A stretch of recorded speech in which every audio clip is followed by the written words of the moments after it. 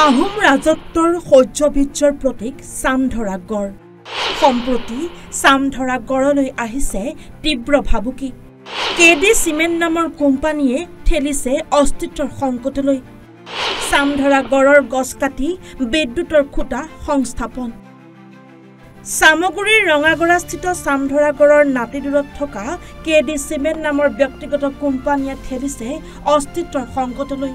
অবৈধ বেদখলৰ লগতে ব্যক্তিগত কেডি চিমেণ্ট কোম্পানীটোত সংযোগ কৰা বিদ্যুতৰ খুঁটাসমূহক লৈ সন্দেহৰ প্ৰশ্ন উত্থাপন কৰিছে বিভিন্ন দল সংগঠনৰ লগতে স্থানীয় সচেতন মহলে। বনজ সম্পদৰ ধ্বংসৰ অভিযোগত আইনৰ ৰোষত পৰা দেখিবলৈ পোৱা যায় সাধাৰণ লোকক।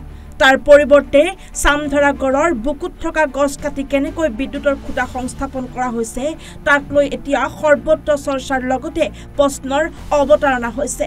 কি নিয়ম অনুসৰি ঐতিহাসিক চামধৰা গড়ৰ বুকুত বিদ্যুতৰ খুঁটাসমূহ সংস্থাপন কৰিলে কোম্পানীয়ে, তাকে লৈ এতিয়া জাতীয় সংগঠনসমূহ সৰব হোৱা দেখিবলৈ পোৱা গৈছে।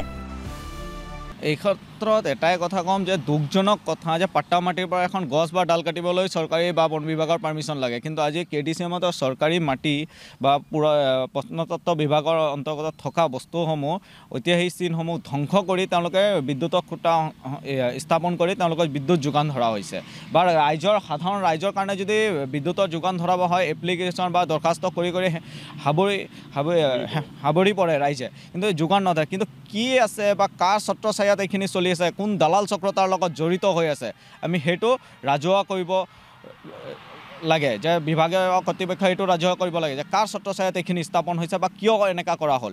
লগতে আমি প্ৰত্নতত্ত্ব বিভাগক এটা কথাই কওঁ, সেই সময়ত মন্ত্ৰী যোগেন মোহন ডাঙৰীয়াই ইয়াত কেৱল এখন আধাৰশিলা ফুলক লগায়েই দায়িত্ব সামৰিলে। সেই সময়ত তেওঁ কৈছিলে যে চামধৰা গড় উচ্ছেদ হ'ব আৰু তেওঁ সংৰক্ষণৰ ব্যৱস্থা কৰা হ'ব, কিন্তু আজিলৈকে কোনো 1 বছৰ হ'ল কোনো ফলক নাপালোঁ। তাৰ পিছতো আমি কেইবাটা দল সংগঠনে মিলি আমি ইয়াত সংবাদমেলৰ যোগে আমি সেই সময়ত আহ্বান জনাইছোঁ, যিটো সময়ত মাননীয় মুখ্যমন্ত্ৰীয়ে উচ্ছেদৰ কাৰণে গোটেই অসমত কৈছিলে যে ঐতিহাসিক চিনসমূহ কীৰ্তিচিহ্নসমূহ ৰক্ষা কৰা হ'ব বা পিজিআৰখিনি উচ্ছেদ হ'ব। কিন্তু নগাঁও জিলাত বিশেষকৈ চোৱা যদি হয়, আমি চাইছোঁ বৰদোৱা থান বা এতিয়া কামপুৰ বা ভকতগাঁও বা চামগুৰি জুতীয়া কছাৰী যিখিনি গাঁও হৈছে এইখিনিয়ে উচ্ছেদ হৈছে। তাৰ পৰিপ্ৰেক্ষিতত আমি বিভিন্ন দল সংগঠনৰ লগতে আমাৰ ভাতৃ সংগঠনসকলে যিখিনি আন্দোলন কৰি আছিলোঁ যে চামগুৰি ৰাজচক্ৰৰ অন্তৰ্গত আমনি গৰুমৰা আদি অঞ্চলত উচ্ছেদ হ'ব লাগে, কিন্তু আজিলৈকে কোনো দেখা পোৱা নাই। বা আহোম ৰাজত্বকালৰ 1538 শতকৰ মাঘ মাহত যিটো স্বৰ্গদেৱ প্ৰতাপ সিংহৰ ৰাজত্বকালত যিখিনি স্থাপন হ'ল চামধৰা গড় মিছাকোট, এইখিনি সংৰক্ষণৰ ব্যৱস্থা কোনো নকৰিলে, কেৱল এখন ফলক আঁৰিয়েই দায়িত্ব সামৰিলে।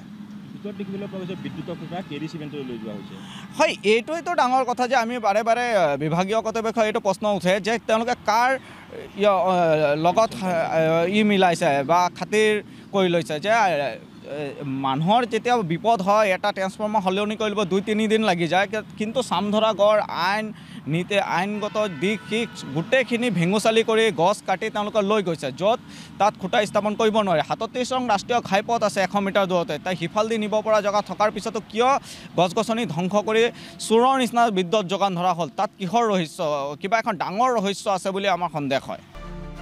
সামগুৰিৰ পৰা মুবাৰক আলী ৰিপৰ্ট, এনি ভাৰত 24।